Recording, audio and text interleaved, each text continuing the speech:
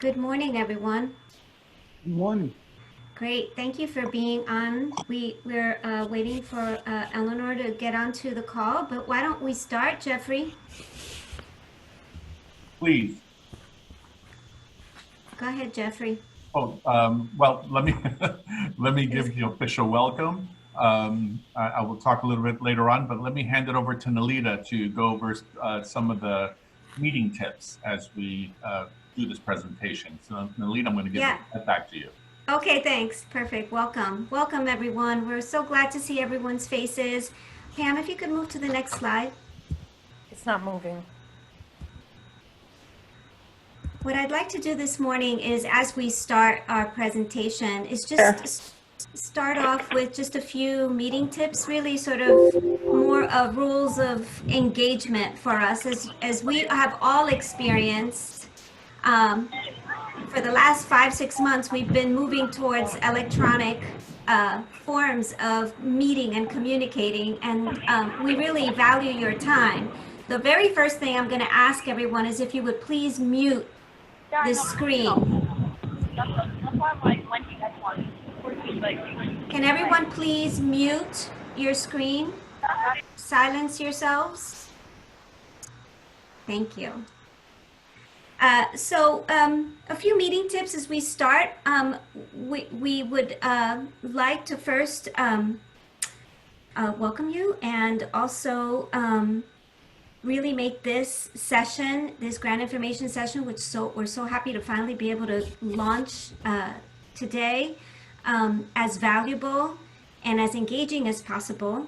But there are so many of you on screen and online that we'd like to suggest a format in which we can have this be valuable and also organized.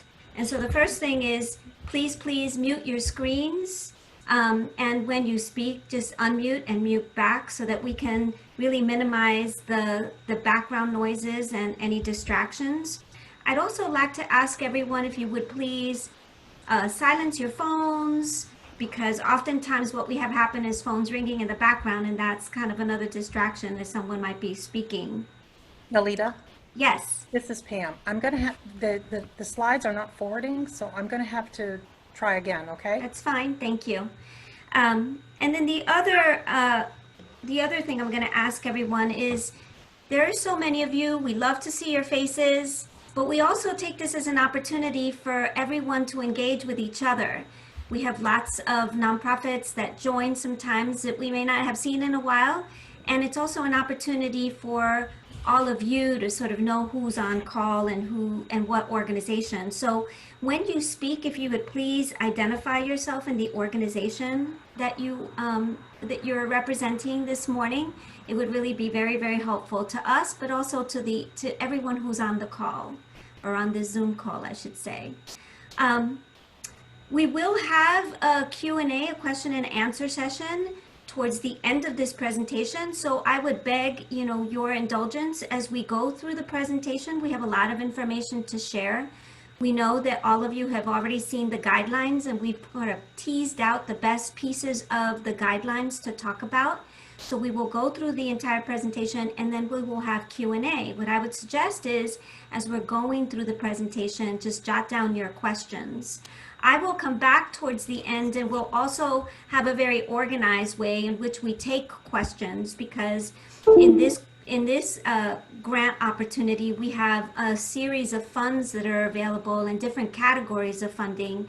And so that we don't become repetitive in our questions, or someone's already asked the questions that you might want to ask, we're going to sort of cue it in a way where we'll have it organized by category. But I'll go through those specific tips as we're in the Q&A session. So thank you so much, and thank you for your patience this morning. As you know, we all kind of do our practices, and sometimes technology doesn't go our way, but I think we are on board and ready to go. So I'm going to hand it back over to Jeffrey. Jeffrey?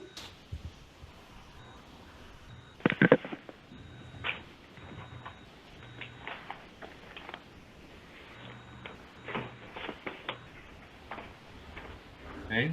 Hi, Jeff. Are you there? Yes, I'm here. I'm now unmuted. Okay.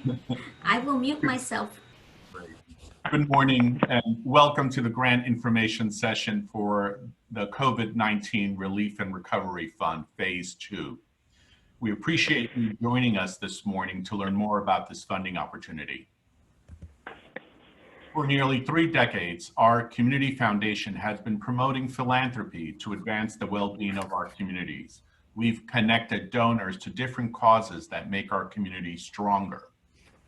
We've supported many causes like basic human needs, the arts, the environment, and education, to name a few, all through many mission-driven nonprofits. We've also developed through our discretionary funds strategic initiatives such as All Kids Thrive to support nonprofit and school partnerships to address the effects of chronic absenteeism, and collaborated with other grant makers to implement our responsive grant making program, the Community Impact Grants. In March of this year, this pandemic began to devastate our families and communities. And during this unprecedented time, the nonprofit sector has responded by stretching the limits of its organizational capacity and adapting its programs to serve the needs of our under-resourced families. We are so proud of our region's nonprofits. We have heard so many stories of how staff continue to go up and beyond the call of duty to make sure people are fed, housed, taken care of, and connected to services. All of you are our frontline heroes, and the Community Foundation applauds you. In March, the Community Foundation also went to work, pivoting quickly to support the community and the region's nonprofits. To date, we've raised over $2.45 million from generous donors like Princeton University, the George M. and Estelle H. Sands Foundation, the Robert Wood Johnson Foundation, the Bunbury Fund, the Burke Foundation, the late Betty Will Johnson, the Fund for Women and Girls, and many more who we proudly list on our website.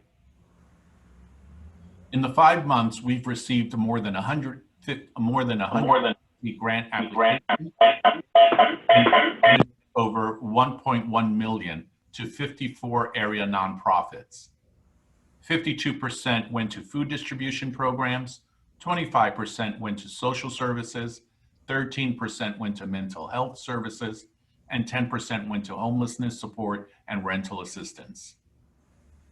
Once Phase 1 was completed, we had the opportunity to take stock of the intense work we had facilitated over the past 5 months. We held a virtual gathering with all Phase 1 grantees to hear from their experience and gather their feedback on how we should shape our vision for a Phase 2. We also gathered intelligence from various stakeholders like superintendents of schools, for example, to hear the challenges experienced by our children when they shifted to remote learning. We also had the opportunity to share our experience and learn from the other 22 COVID relief funds from across the state. This was facilitated by the Council of New Jersey Grantmakers. All of this intelligence helped us to develop the details of Phase 2, which we will share with you today. However, I would like to highlight a couple of significant features of Phase 2. First, we have maintained a streamlined and flexible application process. Our Phase 1 grantees told us they appreciated the simple application. For Phase 2, we have added some additional questions in order to better understand the needs of our nonprofits. In Phase 2, nonprofits will benefit from a common application process developed as a result from the collaborative efforts of several Community Foundation grant-making programs and partners, including the Bunbury Fund, the Community Impact Grants, the Burke Foundation Legacy Grants, our COVID-19 Relief and Recovery Fund, and the Fund for Women and Girls. We've all come together to offer nonprofits different types of funding categories in one common application process. As you listen to today's presentation, we hope your organization will listen for which funding category best fits your needs and the needs of those you serve. Finally, our community foundation hosts over 230 donor advised funds.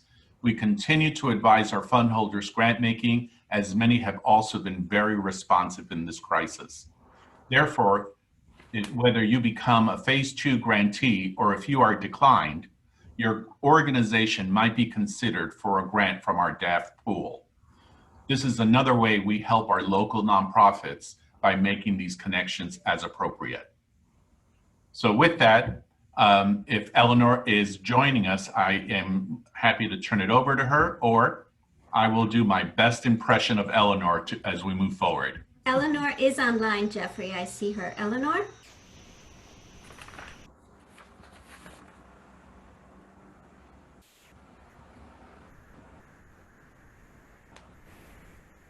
Well, I don't see Eleanor on the screen, so I can do my best impression of Eleanor.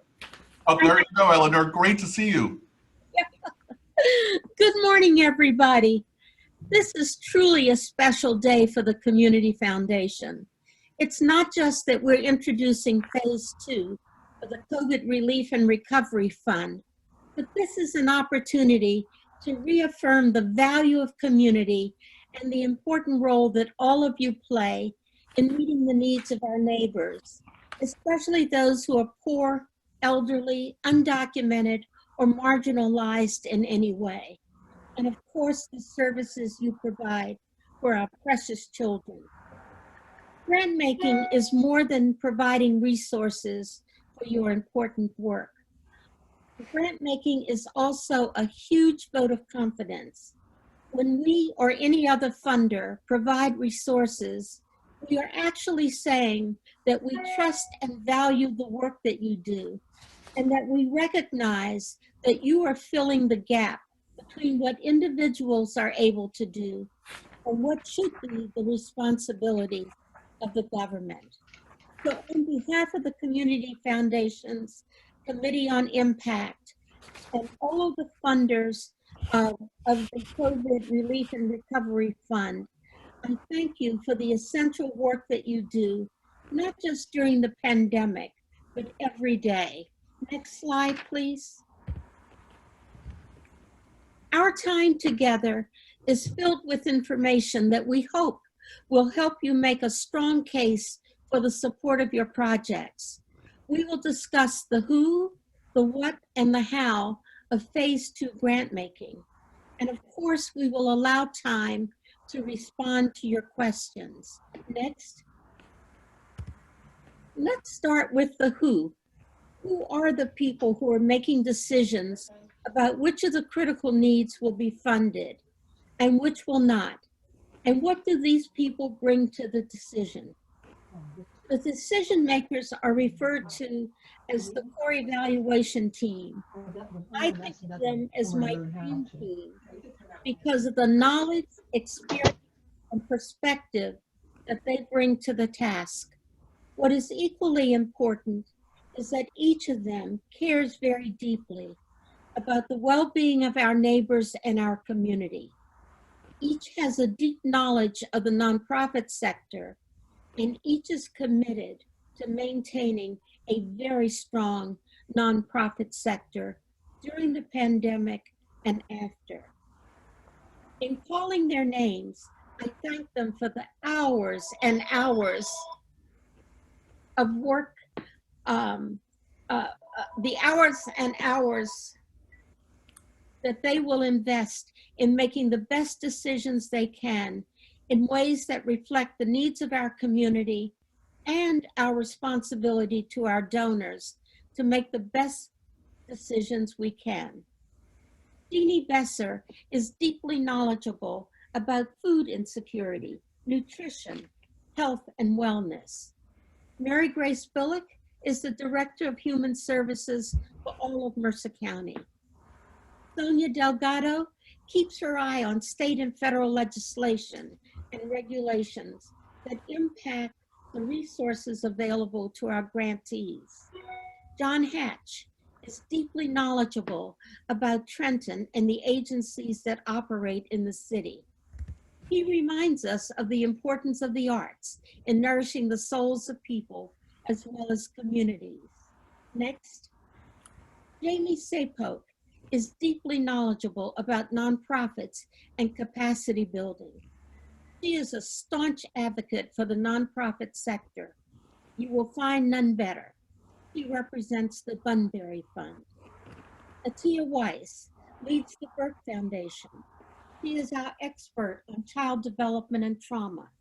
She has experience in pandemic grant making and is our liaison to the New Jersey Pandemic Fund. Isabel Zisk represents the Fund for Women and Girls. She adds experience as a nonprofit executive director with her vast knowledge of finance. So that is the team. We work together as a team to give every application the careful consideration it requires. Next. Of course, we could not do our work without the support of an incredible staff. I assume that you already know Jeff Vega and Nalita Valentin. They are part of the community face of the Community Foundation. You might not have met the other 3 members of the team who work behind the scenes. They are essential to the success of the fund. I want to especially acknowledge the work of Eddie Roberts, who is our technical guru. He's also a very active community volunteer. Then there's Michelle San, our communications specialist, and Pamela Mason, who provides administrative support. They too are active members of the core evaluation team. Next. The people I have mentioned basically work together. Sometimes we argue, more than sometimes we argue, to make one of 4 decisions: to fund, not to fund, to defer, and to refer to another possible donor. I'll explain that more in detail later. But we use all of the information you provide in the application, along with our knowledge of the needs of the community, to make a decision that is objective and as prudent as possible. We evaluate applications using the criteria listed on this slide. But we ask you to please make our jobs easier by understanding that we are not the experts, you are. So try to make your application as jargon-free as possible. I think the best way to summarize the criteria the core team will use to evaluate your proposal is to think of it in this way, and that is that we seek to answer the following questions before making a decision. What is the need in our local area? National data is not all that helpful to us. What service are you providing and why? Who are you serving? Who else serves them? Are you serving them differently? Be clear about how you will get to the people you want to serve, especially given the isolation that many of our neighbors are experiencing as a result of the pandemic. Answer the question, why are you taking the approach that you are?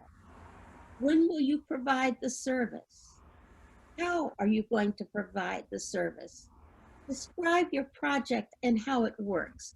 For example, if you're providing food, how are you buying it, preparing it, delivering it? And who's doing that work? How frequently? Who are your partners, if you have partners? And what will they do? Another question is, what difference will your work make? That's our impact question. And then, what is your capacity to deliver? What will it cost?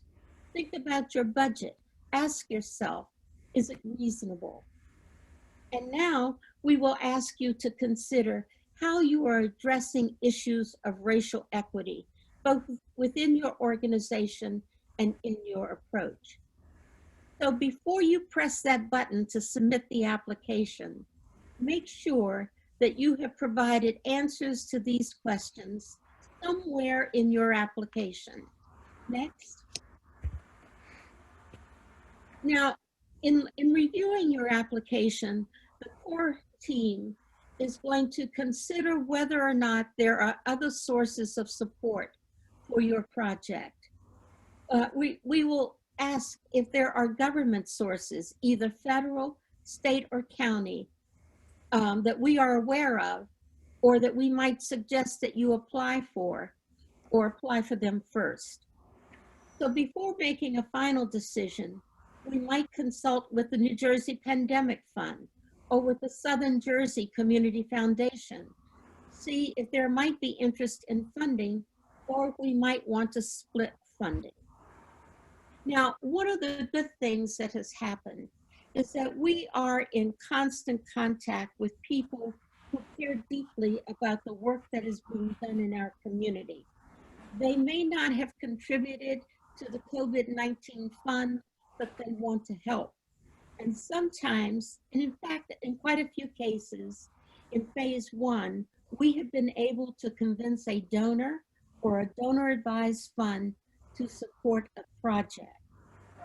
So basically, the decisions that the core evaluation team will make in reviewing your application is, yes, we will fund. No, we cannot fund. We may make a decision to defer a decision until we can obtain additional information from you. And in some cases, we will refer your application to another donor for consideration with a recommendation that they fund the project. Now, unfortunately, we have to say no. And unfortunately, we say no more than we say yes, in part because our funds are limited and the need is so great. So when you are declined, and we know how hard it is to receive the no, it's hard for us to say no. That's the end of the line. You cannot reapply in phase 2. Now, if you apply for relief and recovery or capacity building and are declined, you cannot come back and apply for the other.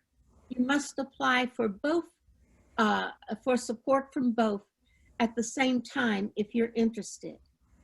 And if you apply for both relief and recovery, a decline from one does not mean a decline from the other. Also, if you are declined in phase 2, you can apply in phase 3. So I hope this gives you an overview of how the core team functions. And now I want to turn it over to Nalita, who will give you all of the details of how phase 2 will operate. Nalita? Yes, thank you, Eleanor. Thanks again, everyone. And if I could just, again, remind everyone to please mute your screens so that everyone can hear. Can everyone hear me well? Great. I see your nods. Thank you. So I'd like to just really go over the phase 2 guidelines in a little bit more detail. I know that you've all received them. I won't read them word by word, but just extrapolate, you know, the basic and most important areas that we feel you need to hear about, and certainly we'll have an opportunity for questions at the end of this presentation. Pam, can you move over? Okay. So I have gotten quite a few calls, and I see a few chat questions even on screen right now about the funding and this grant making opportunity in relation to whether it's community impact grants. I've gotten questions about the Bunbury Fund capacity building grants and whether they would be available, and several others that many of you who have been grantee partners of the Community Foundation over the last 3 or 4 years have been participating in. And for the most part in this process, we have had separate grant making opportunities kind of, you know, with RFPs launched at different times. So what we'd like to do is just, the first thing I'd like to sort of talk about is the essential breakdown of these grant opportunities. Essentially, in this phase 2 grant making, we essentially have 3 buckets of funds, and we have, as Jeffrey described earlier in his introduction, a myriad of donors and funders who are contributing to these funds. But essentially, there are 3 grant-making categories. And this screen essentially tries to really describe the relationship between those funds that you've probably read already in the guidelines and may have questions.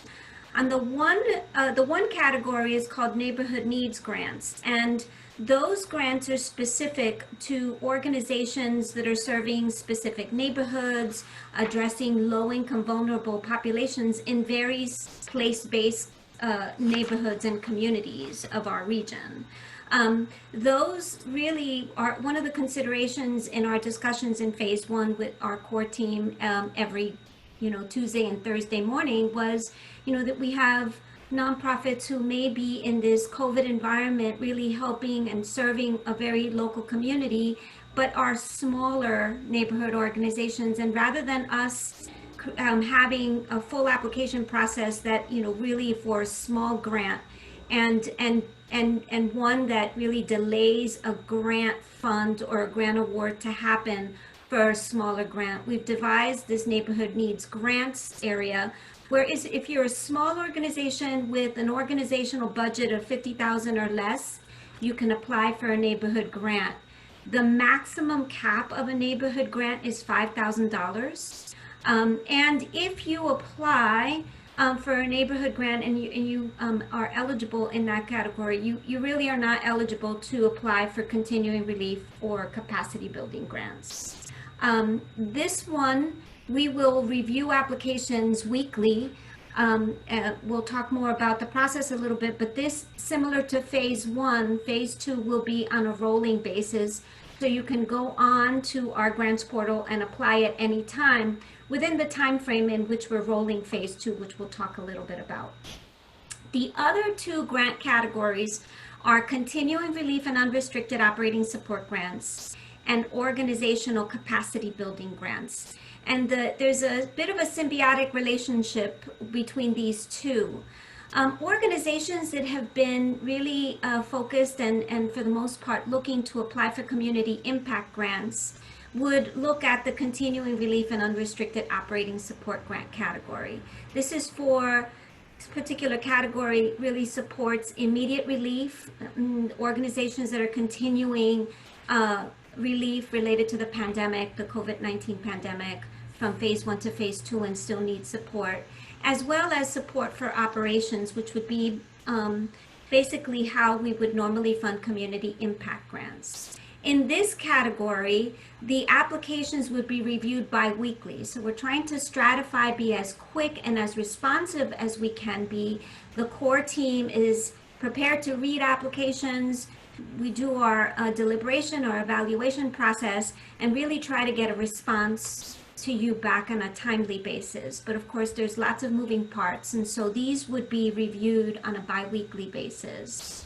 The third category is capacity building grants, and those would be essentially what many of you have come to know as the Bunbury Fund capacity building grants. The Bunbury Fund advisors are ready and prepared to read through those applications, and those advisors will be meeting and reviewing those on a monthly basis. And Jamie Sapo, who's a member of our board and also the lead advisor for the Bunbury Fund, will talk a little bit about that category as we move along in that presentation. The critical visual here is that in these 3 categories, if you're applying for a neighborhood grant and you're an organization that has revenues of $50,000 or less, you can apply for a neighborhood grant up to $5,000, and we'll turn that around, look at that and turn that around within the week. If you are an organization who has normally applied for community impact grants or other grants that we have at the Community Foundation, like perhaps the Fund for Women and Girls grants, you would look at the Continual Relief and Unrestricted Operating Support grants, and I'll go through that more specifically later in the presentation. And if you are looking to do more work around recovery and rebuilding of your nonprofit, capacity building may be the place. There is a symbiotic relationship between these 2. You can apply for a continuing relief and unrestricted operating support grant and a capacity building grant. However, neighborhood grants would only apply for neighborhood grants. So you would not be able to apply for continuing relief and organizational capacity building if you are in that category of neighborhood grants. Pam, can you move to the next screen? So let me just talk a little bit about the eligibility. Many of you are familiar with this, so I'm not going to read every single point here, but it's you must be a 501c3 and be registered as a charity in the New Jersey Charitables registration. You should be an organization that addresses the need of low-income individuals, families, and communities. As you know, we have a community regional footprint. We now have actually a map on our webpage that shows that footprint in even deeper way. And so, as you know, we talk about our footprint being all of Mercer County, and then all of the southernmost parts of the counties above us, and the northernmost parts of the counties below us, including Eastern Bucks. So organizations that are outside of our regional area are not eligible to apply. And organizations that are statewide, even if you're in our region, but you're really delivering statewide services, you'll not be eligible to apply. And the other quick piece is that if you applied and received funding or eligible for funding in phase 1, you are eligible, you can apply in phase 2. If you are a grantee that has received funding in phase 1, we will ask for a brief progress report within the application, and you'll see that as you start moving through the application. And we will also require an end-of-year report, but for the purposes of this application process, we really want to know how it's been and how it went with phase 1. And so we'll have a very short, brief set of questions that we'll ask you to fill in for as a progress report for the funds that you received in phase 1. The other piece around phase 2 grant making priorities, again, I've already described that there's neighborhood needs grants that are specific to neighborhoods or low-income vulnerable populations up to 5,000. The other category, continuing relief and unrestricted operating support grants, which are both immediate relief, kind of related to COVID-19, and then support for operations. And then the organizational capacity building grants, that's really around nonprofit recovery and rebuilding, and to really work with organizations that are addressing challenges in their operations or facing decreased revenues or reduced staff, or need to focus in on a much more larger specific priority around collaborating, and also perhaps address demands on the organization around leadership and leadership development. And again, Jamie will be talking more specifically about that later in the presentation. So basically here is the background around those that are applying for neighborhood needs. These are grants up to $5,000 to fund basic needs like food insecurity and distribution, housing and shelter. We will consider behavioral health up to a point if it's not Medicare or Medicaid reimbursable, mainly if it's for low-income essential workers. We might consider support for child care centers and home-based care services for low-income families, and also for aging residents. There may be an educational request in the neighborhood needs grant for low-income students, and the very critical piece around that for our core evaluation team is that we'll ask ourselves the question is whether this request for an educational support program is really consistent with the goals of that district, and follows some of the instructional methods. We need to understand whether the strategies or the request in itself are mirrored in the district or working with the schools specifically, and really focus in on how that will really facilitate learning. We might consider violence reduction, child abuse, and domestic violence kinds of requests or support for that. And also educational and skills preparation for parents or single heads of households that might need to improve their economic security. So again, grants are awarded on a rolling basis. We are considering phase 2 to be a 3-month period. And so our core team and our staff team will be looking at applications over this 3-month basis. We're looking to end phase 2 on November 30th, thereabouts. And we are thinking about a phase 3 set of funding in the winter possibly, but of course we're going to work through phase 2 and see, where we are at that point, and then perhaps launch a phase 3 possibly at the beginning of the year.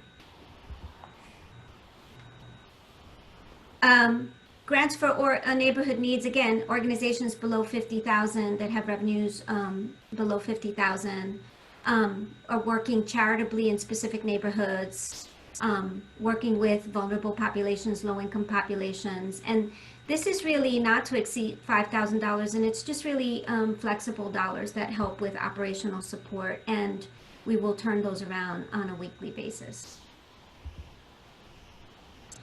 The continuing relief and unrestricted operating support, which is, I know, a place where many of you have either emailed or may have chat questions, are really focused on organizations that are delivering services to COVID-impacted low-income families, or individuals, or undocumented residents. Is really sort of a flow over of phase 1 for many of you who have applied in our phase 1. This is continuing relief in that realm.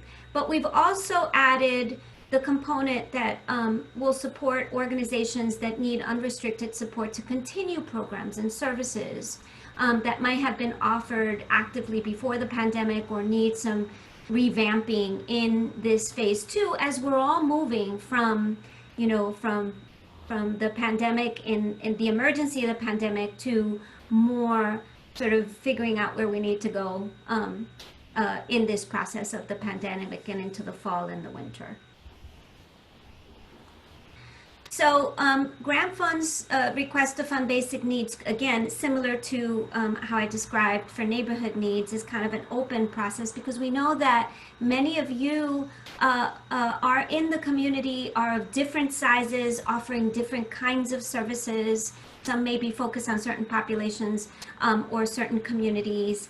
And so we'll consider requests for food insecurity and distribution, for housing and shelter. Again, we'll consider requests around behavioral health as long as they're not Medicare or Medicaid reimbursable, and especially for low-income essential workers. If there are requests to support child care centers or home-based care serving low-income families, or supportive services for aging residents. On the educational component, we'll consider requests that might help support pre-K or through 12, on the educational, along the educational school age spectrum, but for low-income students. And they should really be consistent with the district goals. And what we'd look for and ask in the application when we're reviewing it is whether the strategies being proposed or the activities for which funding is being requested are really guiding learning or facilitating learning, and that there is some connection with the district goals and the instructional methods of the district, so that there is a connection between what the school's doing and what the nonprofit may be doing to support those children in that particular educational region of the community.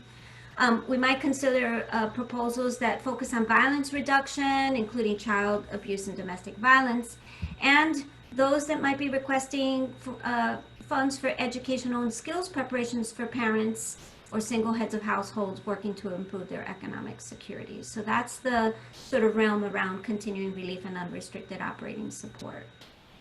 The grant requests for continuing relief and unrestricted operating support benefit existing programs or new program approaches, but again, focused on responding to important community needs, either to maintain operations, but we will not consider requests that are to replace lost fundraising revenue. We have gotten a lot of calls, and I know many of you have reached out to me and to Jeffrey, to perhaps Eddie as well from our team, and want to describe having lost fundraising. We will not fund a proposal that's to replace lost revenue, but we will look at a request that's to maintain operations moving forward.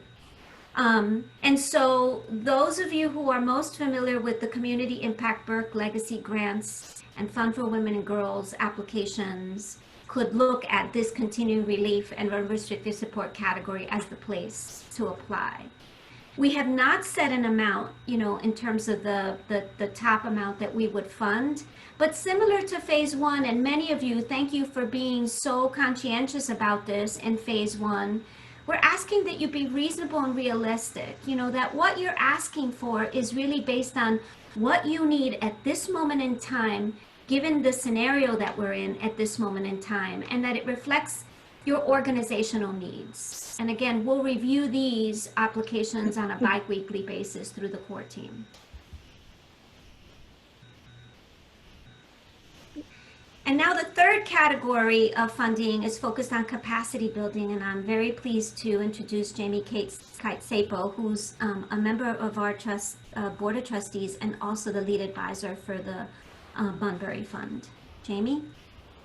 Thank you, Nalita and the team. It's been an honor to be part of this process. Bunbury is very pleased to be a collaborative partner of phase two from the Community Foundation's Relief and Recovery Fund efforts. We see it as an important part of the work we do as a donor advised fund of the Community Foundation.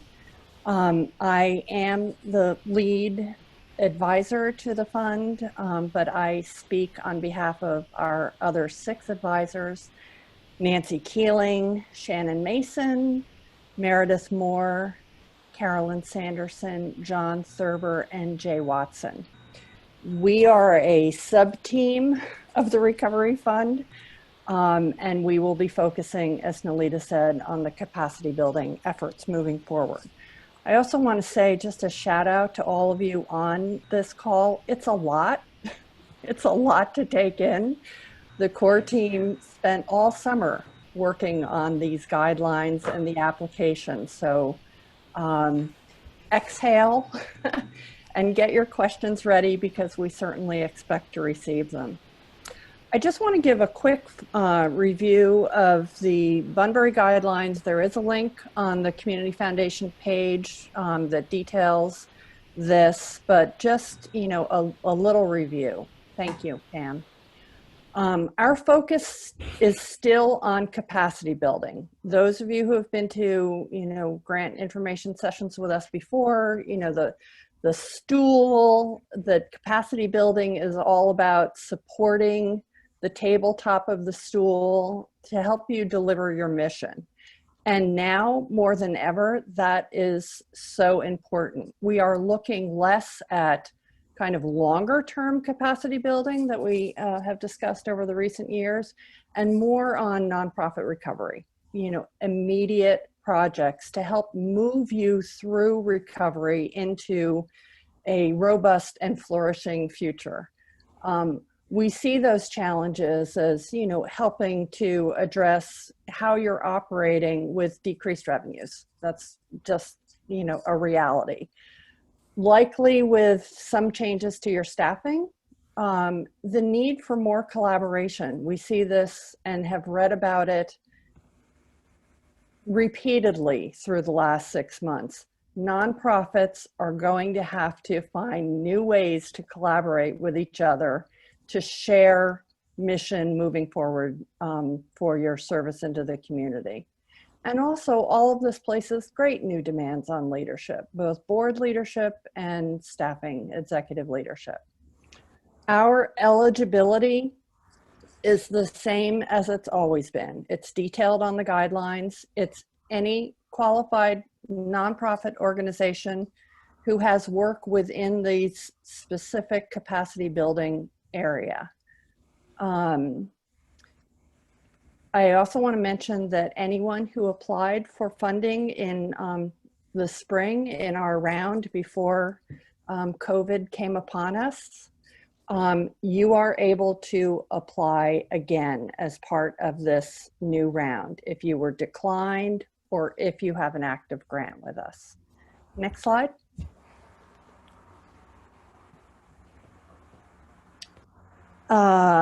The 5 funding areas look a little different than the funding areas that we have focused on in the past. We're looking at financial and scenario planning. So work that helps you identify your best case, worst case, likely case planning for the next 18 to 24 months. You know, restructuring your business model, perhaps improving financial and operating systems, and doing this in ways that will help you stay open. We'll look at a shutdown, second shutdown plans as part of that as well, if you need help in doing that. Yes, these slides will be made available, Lorraine. It'll be on the, I think an email will come out after this session. Planning and execution of partnerships, collaborations, mergers. Again, you know, just to underscore that, we are knowing this on a national level. We're seeing it on a regional and local level. Collaborations are going to help you deliver mission more effectively, more cost effectively into the future. So we want to help you look at ways to do that with your organization, eliminate duplication, and improve your sustainability.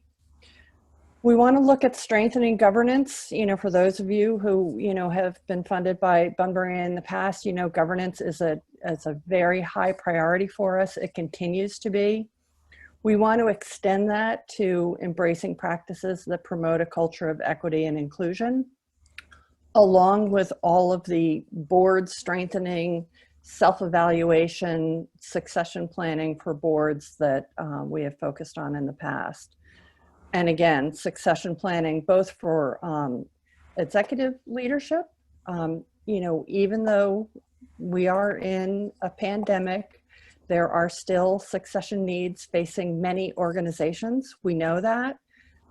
This is a time to continue to plan for that. It's not a time to put that on hold, because your organization will need that strong new leadership to take you forward, maybe even more so than it did at the end of 2019. And then, you know, we also realize, and any of you on the call have been, you know, following this, I'm sure, you know, anywhere between 30 to 40 to 60% of nonprofits could be negatively impacted in terms of, you know, possible dissolution in 2021.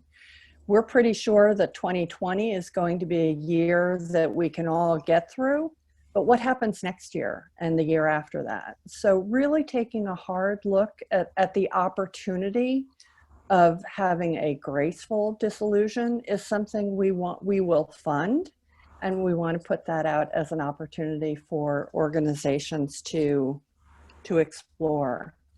We continue to be very encouraging of, actually, if you could stick with that last slide, Pam, encouraging of nonprofits to use the right consultant to help support this work. This is work that's pretty much outside of just the general realm of operations. So again, we encourage you to look for outside counsel if you need it, consultants who can help you with these processes. We will fund that. We will want to know who you're working with and what that scope of work is. I know that Eddie will talk about this in a little bit. But the application process for capacity building is very similar to that for continuing relief.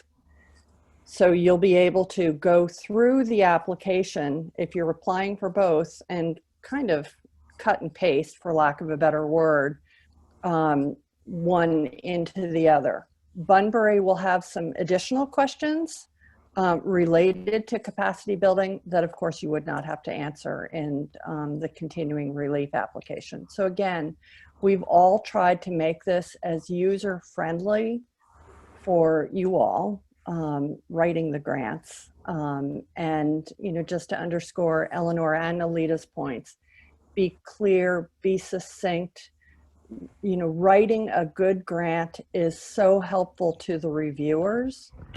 Be very clear and be very, very, very clear about what your financial needs are. That will make the review of the application much easier. Okay, next slide. Just a few closing notes. Our fall deadline has been replaced with a rolling application process that's been discussed by Nalita. So we will be reviewing proposals in September, in October, and in November, with decisions announced at the end of each of those months. So, you know, the fall Bunbury deadline is out. And there is a monthly process where we will be looking and making decisions and getting that money out to you as quickly as possible. We will only be looking at one-time awards through the end of 2020. All work within those 5 described funding priorities. We know there are other needs in front of you. We hope we can come back to those in 2021, but we will not be reviewing anything but the 5 described in the 5 funding priorities.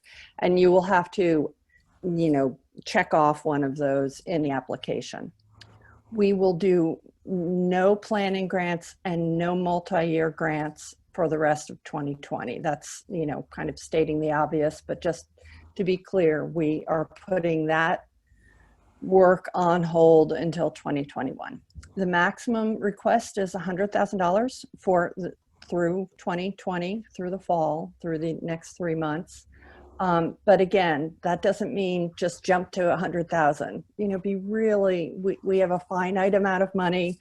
We want to do as much good and help you do as much good as possible. So please, you know, be very discerning about the amount that you need. And all of this information is on the Bunbury page. It should be really clear. If there are further questions, we are more than happy to answer them.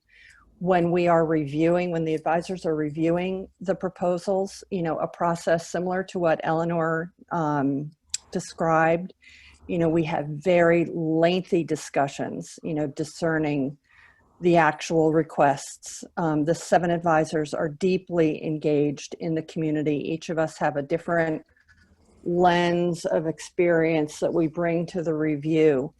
We will likely have questions. We won't be doing any site visits, but we will, if we have questions that we would like you to answer, we will let you know. We will reach out to you. We will send you the questions and we'll set up a follow-up time to review those in a process that we would ask to include both staff and board in those discussions. So we are happy to be a part of this amazing work and the amazing work that you are all doing in the community. And thank you very much.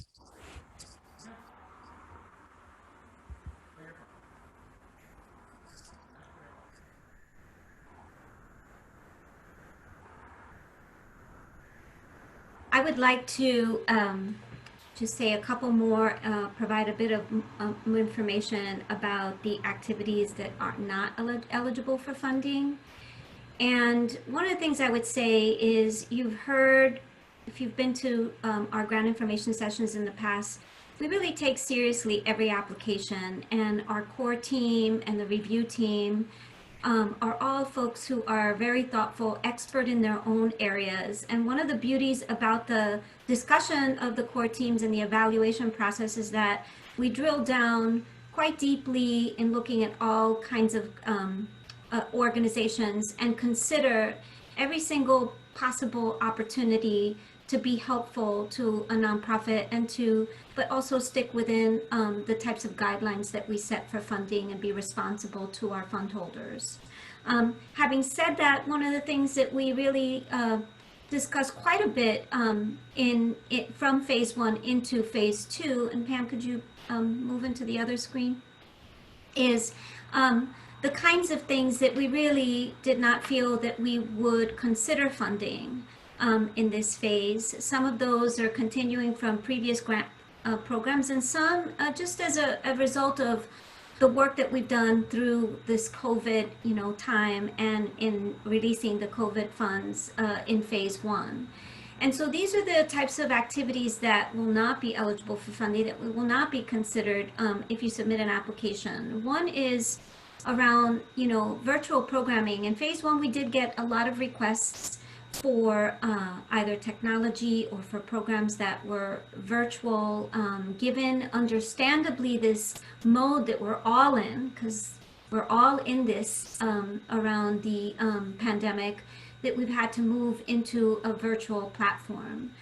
When we look at requests that relate to virtual programming, we're going to ask questions about the strategies for reaching the targeted audience. So not simply virtual to move into virtual, but whether there's a really thoughtful way in which that's going to be delivered, so that we can really maximize our funds and really be helpful to you as nonprofits in moving into this realm.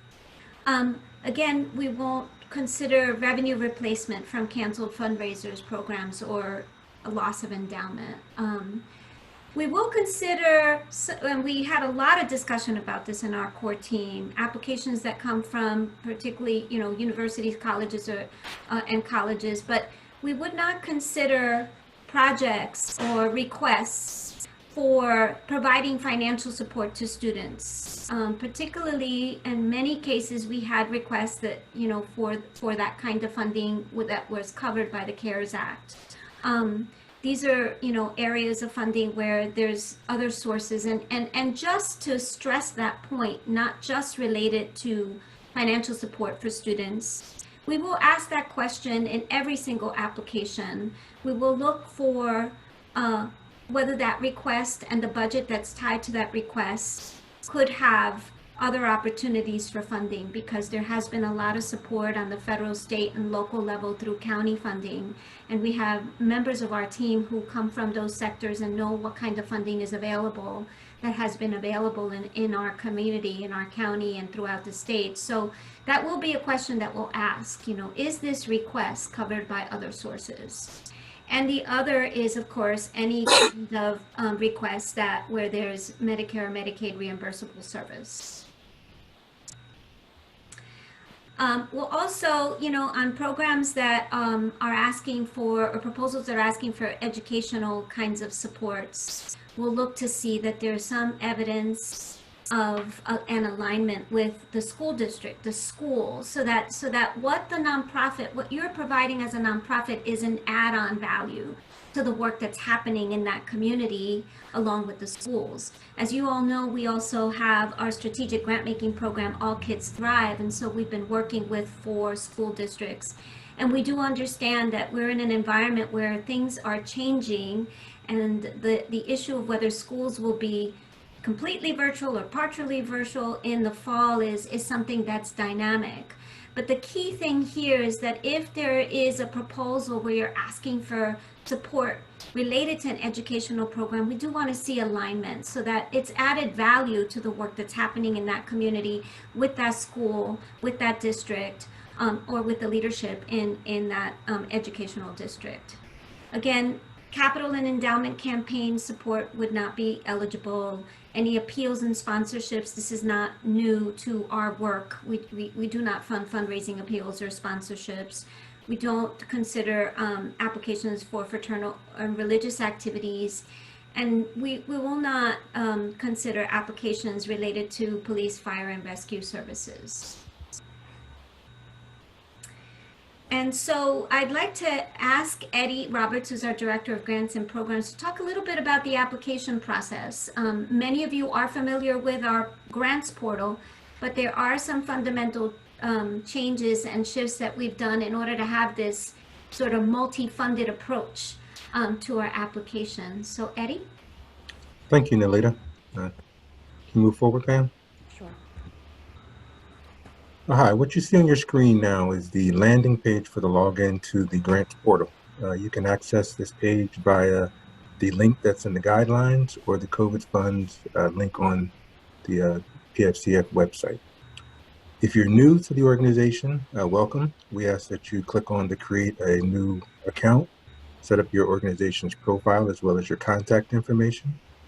If you're a current or existing user of the portal, you can use your current credentials. If you've forgotten, you can utilize the forgot your password link. Once you've successfully logged into the terminal, it'll start to look a little different. Once you hit the apply button, which is in the upper left rail of the website, you'll be given the option of the eligibility quiz for the COVID fund.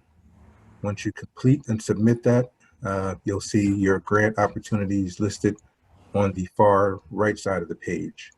As you move through those, you'll be able to, once you're in the process of filling out the applications, you can toggle in between the applications, as well as those that have like questions, you'll get the option of copy same questions.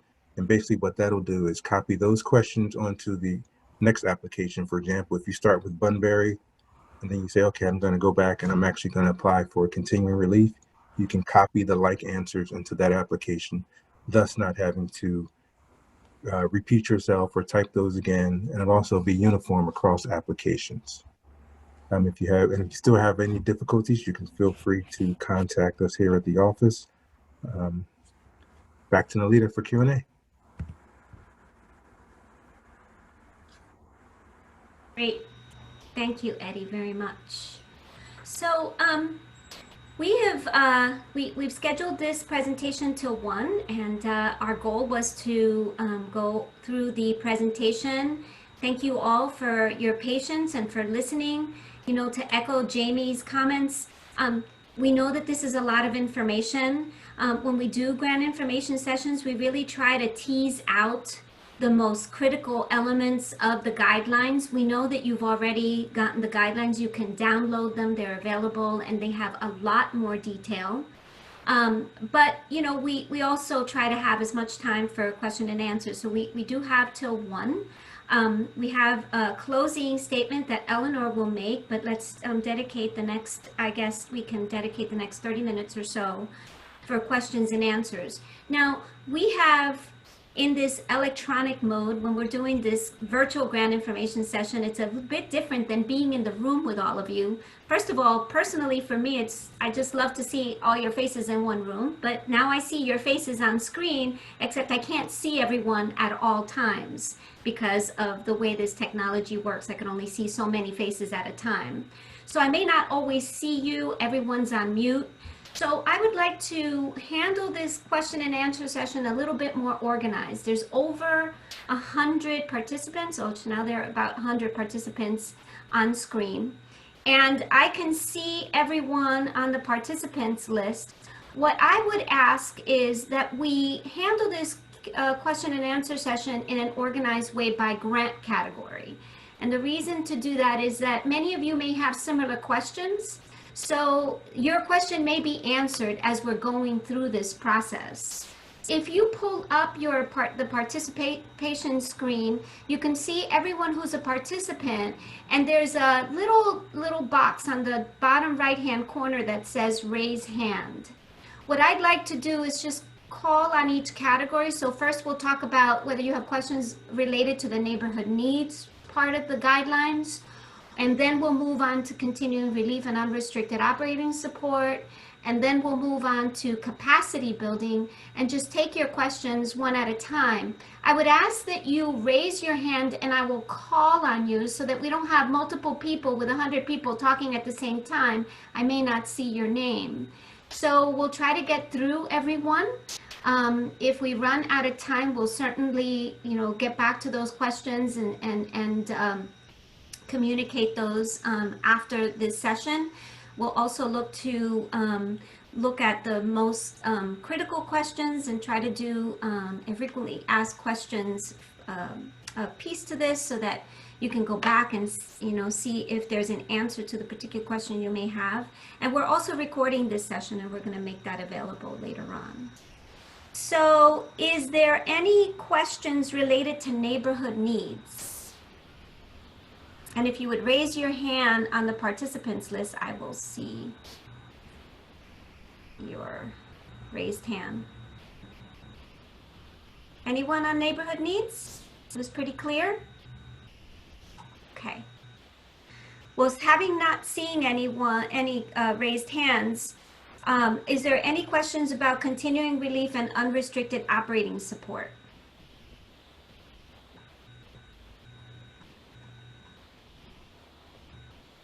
Okay, Joyce Campbell? Can you unmute yourself and ask your question? Yep, there I am. Hi, Joyce. Yeah, hi everybody. I put it in the chat, but the question I have is if we have a project that we're working in partnership with another organization, can we put in for that project as a partnership and then each organization apply separately for their individual organization's needs? Can I take a stab at answering that? Please, Sure. Jeff. It's good. My answer is going to be it depends. So here's the answer, right? So first of all, let me begin by reminding everyone we have a limited amount of dollars. To answer your question directly, Joyce, the answer is yes. You can submit individually, you can submit a project. However, I say that and hearing the core team in my head is that it has to be strategic. You know, the core team will read it, they will determine whether it's strategic and it makes sense to fund an organization separately and then fund another one where they have a collaborative partner. We'll look at what are the end goals to those projects. I think for us, we'll be able to see if an organization is trying to find a loophole in order to increase the amount of dollars they want to get, and the core team is very expert. They'll see through that. So make it strategic, make the case for it, and so I'll say yes. Okay, thank you. I understand, but make choices and not putting too much out there. Thanks, Jeff. Yeah. Thank you. The beauty about deliberating on proposals through a core expert team is that everyone sees all of the applications and we have lots of time and spend quite a bit of energy deliberating and really drilling down. So thank you, Joyce. And also I would ask, if you ask your question, could you please identify the organization that you're from? Robert Harris, I see your hand raised. Robert? Yes, thank you. I've been assisting a project in Hopewell, sponsored by the Calvary Baptist Church to provide food for those in need. And I notice what organization are you with, Robert?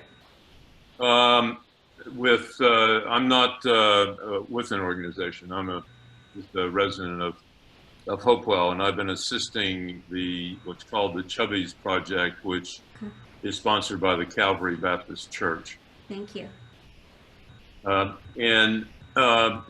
question is, there is a mention of those who have been receiving funding already, which this project has been receiving funding, that a progress report would be required. Is that progress report essentially an attachment to the general application process, or does it replace parts of the general application process? Perhaps you could let us know what role that progress report plays in the application process. Sure. As you, and Eddie can certainly add to this, Eddie, if I miss something, but as you are going through the eligibility questions, as Eddie described, it will cue you on to the grants that you're eligible to apply for. And if you are in that section around continuing relief and unrestricted operating support, there is a question that asks whether you have been funded through phase 1. And if so, it will cue several questions that will ask you to answer in the application itself related to your phase 1 funding. So in other words, Bob, we built it into the application. There is not a separate attachment. We built the questions into the form. Right. However, if you're funded in phase 1, there will be final reports somewhere later on the line. But for the purposes of this phase of application, that's how that'll work. Right, I understand. Yep. Thank you very much. Thank you. Welcome. Carol Burden? Thank you, Nolita. Hi, everybody. Yes, I'm Carol Burden. I'm from Trenton Music Makers. And I want to thank you guys for having this information session. It is really, really helpful to be walked through I had seen the guidelines. But one thing jumped out at me, and that is that you are not funding virtual programming. Under the circumstances, we are looking at evolving our program to a hybrid model, just because we need to. We're looking for opportunities to physically open, but we know that we're going to need to be providing an online backbone, if you will, or a thread of our music education programs. So I'm wondering the extent to which you're concerned about that, be that there be a lack of measurable outcomes and a lack of strategy to engage the clients who were a part of the program in the past, or whether it's virtual programming in general that you're leaning away from, because we're looking to serve the same kids in similar fashions, but with some adjustments to the necessity to do a good part of it online. I wondered if you could expand on that a bit. Yeah, I'll answer that. What we put into the guidelines, Carol, and hi, Carol. Good to see you. Hi, Jeff. What we Nice put to into see the you. guidelines is that we won't fund virtual programming just for the sake of funding virtual programming. Right. If you are submitting, it's very clear to us that obviously some programs may have to go virtual to keep their the people they serve safe. Right. But in the proposal, please demonstrate that you have a plan for engaging the people that you are serving. We declined some applications in the first round that wanted to go virtual, but there was no guarantee that once they went virtual, that there's going to be somebody on the other end. If that's the case, we will likely decline. Right. I see. So in other words, I can understand why you wouldn't want to fund something that's going to be a broadcast that maybe people are listening to and maybe they aren't. So, but if we're engaging the students who are a part of our program, but we're relying on virtual channels for it, that won't be a problem. Absolutely. Again, a clear plan. Thank you for clarifying. Yep. Yeah. Thank you, Carol. Right. Yeah. So we didn't say we won't fund it. It's just that we want to see some really strategies for reaching the target audience. Thank you. Thank you, Carol. Jacqueline Pillsbury, I see your hand raised. Sorry, had to unmute. Hi, I'm Jacqueline Pillsbury with the Bridge Academy. Hello. Thank you. We are a school and we are trying to become COVID friendly in the fastest amount of time possible. And some of that is, let's see, I wrote some notes. We're increasing our capacity. 2 years ago, we bought a building and we've been fundraising to use it as part of our school. But we don't have all those funds yet, but we have to use it now as a part of the school. It needs a handicap bathroom, it needs ramps outside, we also need plastic shields between students. We're going live. I mean, we're planning to have students arrive September 8th. And I just wonder if any of that is anything we could ask for funding, or if that's just considered too capital. Well, let me try to answer that. First of all, okay. In the application, we will ask a little bit more information about your school. Is it a private school? Is it a publicly funded? It's a private school for the disabled. Okay. Unfortunately, private schools are not eligible. Okay, at all. At all. We have set that in the guidelines. We are trying to, with the limited amount of funding that we have, we're trying to be as strategic as possible. Sure. So many of our students fall below the poverty line and they are funded through their school system. But we fall under ASA, SEH, and School for the Handicapped. But you wouldn't fund it. Okay, that's fine. It saves me a few hours of doing work. Yeah, unfortunately. Thank you. Thank you, Thank Jacqueline. you. No, thank you. Sharif Braxton, I see your hand up. Did you have a question? Yes. Hi. Name's Sharif Braxton, and I'm representing Medina Community Clinic. I was curious in looking at the kind of the funding priorities that health-related services, even if they aren't Medicaid or Medicare reimbursable, didn't seem to be one of the kind of funding opportunities. So I was just curious to know about that.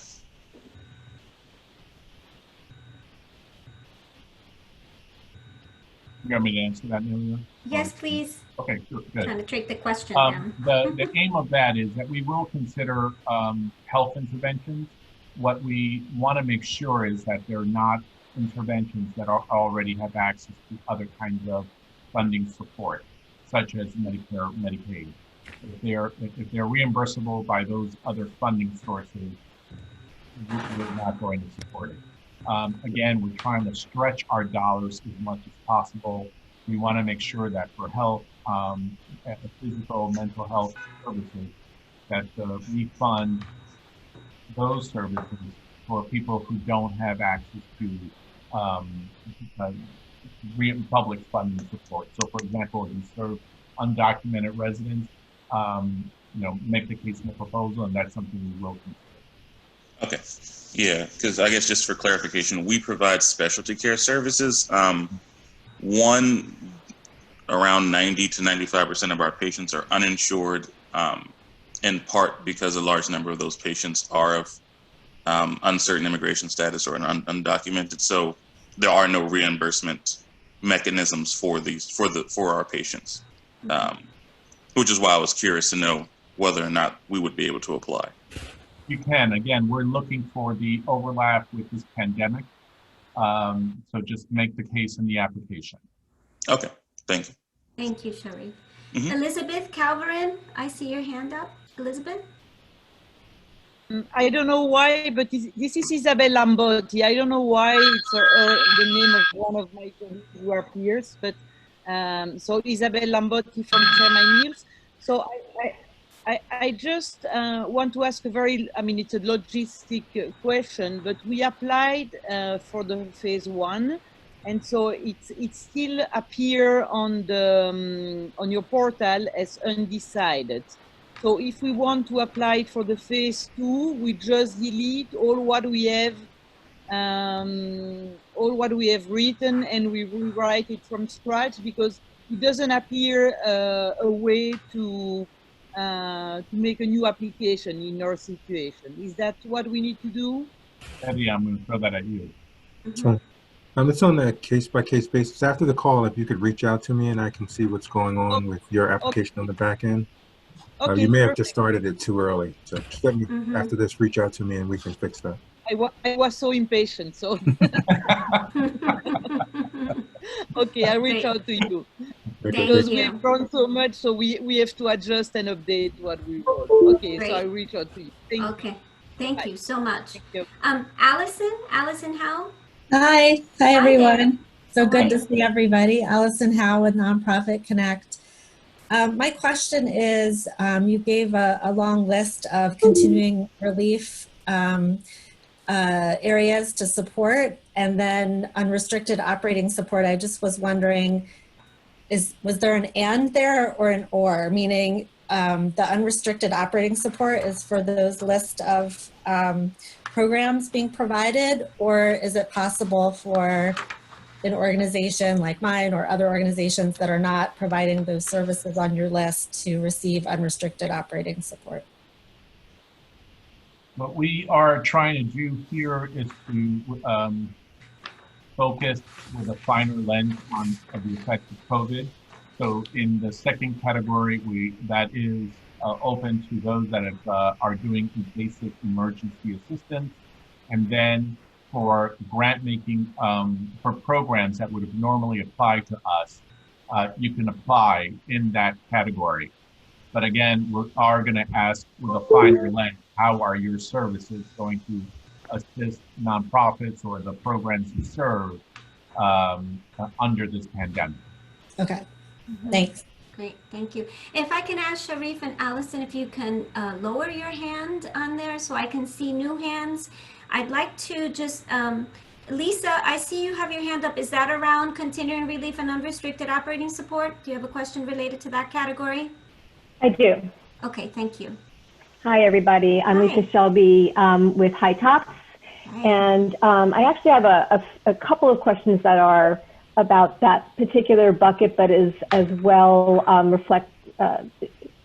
pertains to the organizational capacity building. So I guess I wanted to know if you're able to receive dollars for more than one area, or do you have to choose which area you want to apply for? Do you mean categories? Yes. Of funding? Mm-hmm. Go ahead, Jeff. Well, I'll just reiterate what Nolita has said, and that is, when you go into the system, you will be taking an eligibility quiz. The result of that quiz will guide you to what you're eligible to apply for. So if your organization is 50,000 or less, you're only eligible for the neighborhood needs grant. If you're greater than 50, you have the option of applying to the middle category that you saw there, graphically depicted, the emergency relief, continuing relief, and unrestricted operating support, as well as the organizational capacity building.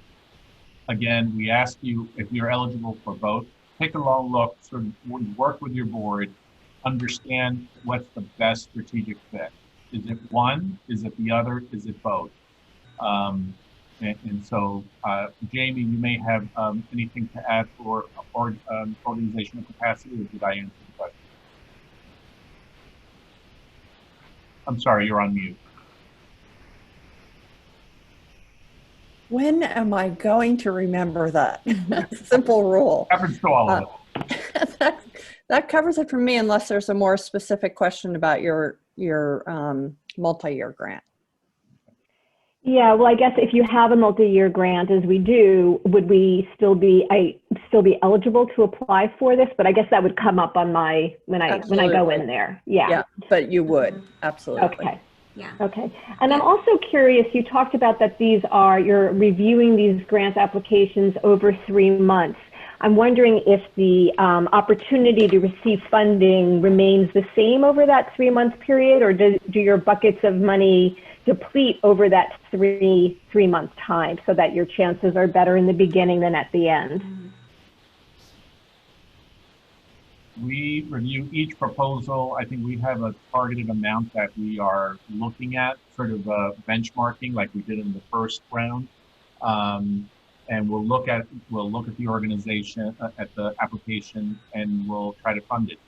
Right. Is it a scenario that we may run out of funding? That's always a potential, but we'll try to be strategic in reviewing the proposals and making a decision on them. And I would add, as we saw in phase 1, there was having that length of time is actually hopefully helpful to you as an organization. It really helps you to really drill down and focus in on what you really need. And we didn't find, at least in phase 1, a scenario where we were running out of funding necessarily. It was actually much better to get a thoughtful proposal than to get something quickly that wasn't quite thought out. And that would likely not be funded, because the core evaluation team does spend quite a bit of time. We evaluate them, we review them, we look at the budgets, we might ask questions. There are certain ones that we might defer because there's still questions among the core evaluation team that aren't very clear, and we'll come back and ask you to provide more information or to clarify certain things. And 3 months is not a very long time. I think the most important thing is, that you really take the moment to be thoughtful. If you're ready now, that's great, but it is a rolling application, and it will be open for when you're ready to apply within this time period. Do let me put an asterisk on that, okay? Let me share this. During phase 1, we were in the middle of fundraising when the public donors were being very generous, and we were seeing our fund go from $1 million to $1.5 million, $2.5 million. Now we are at almost at 2.5. The data from the Center for Disaster Philanthropy shows that at the beginning of a disaster, donors are very generous. They will give. And then as time goes on, it will slow down. And in 6 months, it tends to stop. That is typical of a hurricane, earthquake type of disaster. This is unprecedented. We are seeing a slowdown in giving. We hope that as we announce phase 2, there will be an uptick in giving. And so we are working, also coordinating with other pandemic funds and other donors to enhance the opportunity to get projects funded that should receive funding. So that's my asterisk to this answer, to the answer. Yes. Thank you so much. Great. Also bear in mind that's there are situations in which for a good proposal, we can identify another potential donor to see whether or not they might be interested in your proposal. So there's a lot going on behind the scenes. There. Yeah.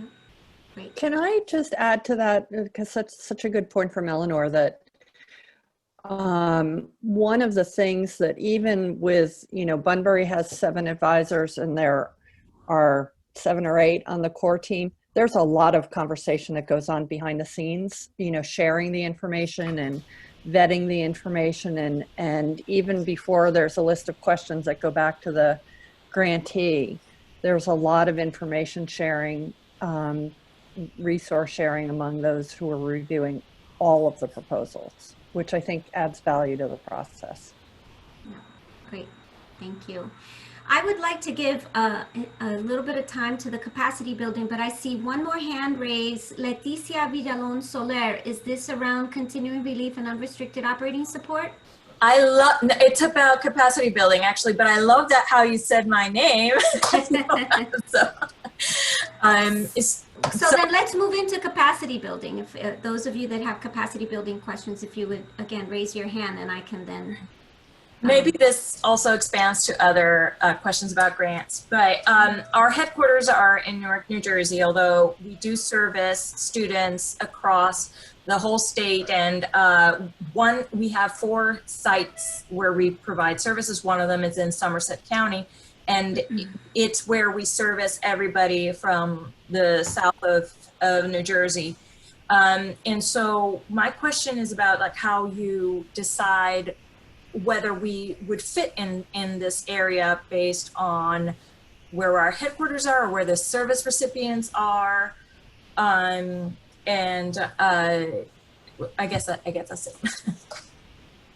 I'll answer that. Statewide organizations are not eligible to apply. We do know that there are certain statewide organizations that facilitate wonderful programming and recruit from all communities across the state.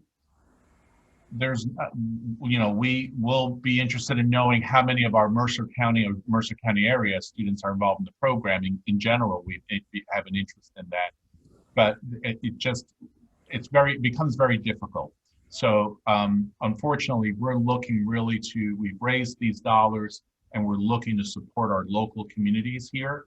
And so that's one of the reasons why we have said that statewide organizations are not eligible to apply. Yep. Thank you, Leticia.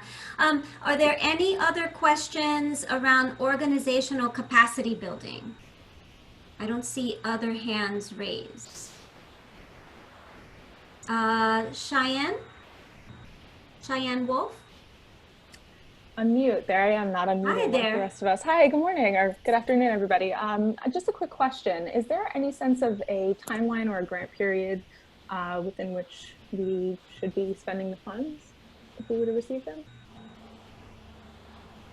Typically, we are, and it depends on which category you're applying. I would say for the disaster relief, we've seen many of the grantees asking for about a 3 to 4 month period. Okay. We don't know how this pandemic will continue to unfold. Right. So I think being realistic in your time frame, it would be appropriate. For those of you that are requesting dollars for specific programming, it may be a year. That is a timeline that we would ordinarily fund, for example, under the community impact grants. So again, the timeline that you include in your application has to be a fit with the approach you are proposing. Okay, but up to a year would be reasonable if we have it laid out? That would be fair. Yeah. Okay. Yeah, all right. And we would probably be asking for a 6-month interim sort of progress at that point. Yeah. And Jamie, do you agree as it relates to the org capacity? Yeah, I was going to say our horizon, definitely is 6 to 12 months. Okay. But project specific. And Cheyenne, I'm sorry, what organization are you with? Oh, I'm sorry. People in Stories, Cynthia Quintus. Great. Yep. Thank you. Thank you. Thanks, Cheyenne. Rose Wong. Hi, Rose. Hi, good afternoon, everyone. I had a question, Jamie. We were a Bunbury recipient last year, and of course that was released for us to be able to kind of get through the early stages of the COVID situation. We were using that grant to work on our strategic planning, which of course got stopped literally midway. Are we able to now reapply almost like as if we were doing it from scratch again? Because obviously our strategic goals have changed dramatically. Yeah, you could, and you could shift it, you know, as an example to scenario planning, which is a nice kind of segue from strategic planning. So Related to that, and I know from previous grants from the Community Foundation, because our strategic planning process was halted, we don't actually have a current strategic plan. Is that a requirement now still for these kind of grants, both the continuing relief and the capacity one? And if so, what would we be able to do? It's not a requirement in this round. Is that? So. Thank you. Okay, thank you, Rose. These are strange times. Thank you. Are there any other questions that anyone might have? If you could raise your hand. I don't see any more for capacity building. Any other questions? We're kind of getting towards the end of our presentation. Okay. All right. Well, thank you all. We're going to move into our closing, and I'm handing this back over to Eleanor. Eleanor? Thank you, Melita. Before I close, I would like to add one point, and that is that we would like for you to think of the Community Foundation and the group of collaborative partners as partners, not just as funders. And we ask that you keep in touch with us.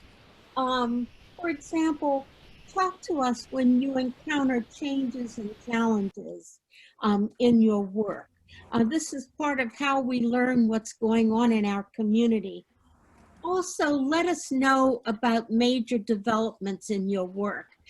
Sometimes they are. You will have a major breakthrough or something really important happens, and it helps us to tell the story of the work to donors and other partners, what have you. So please do keep us informed about how things are going, and look for those gems of activity that we can use to highlight the ways in which our community is coming together to defeat all of the challenges that COVID is presenting. So we would appreciate that. So on behalf of the entire COVID Fund team and the donors who've made these grants possible, and of course our collaborative partners, and I can't say their names enough because they have really worked with us to make this new form of grant making for us possible. And that is the Bunbury Fund, the Burke Foundation, the Fund for Women and Girls, and the Committee on Impact of the Community Foundation. I thank you for spending time with us this morning. We draw energy and a sense of urgency from you. We think you are truly special people and organizations doing special and incredible work. And you know, the specialness of the people and the work was reflected in 2 word clouds that we created from your answers to questions that we asked back in July. We asked, what one word best describes how you feel about your work? Dedicated, proud, and inspired popped out, exactly the way that you make us feel. Then when we asked what one word describes an aspect of your agency's work in which you take most pride, the most common responses were compassion, and resilient.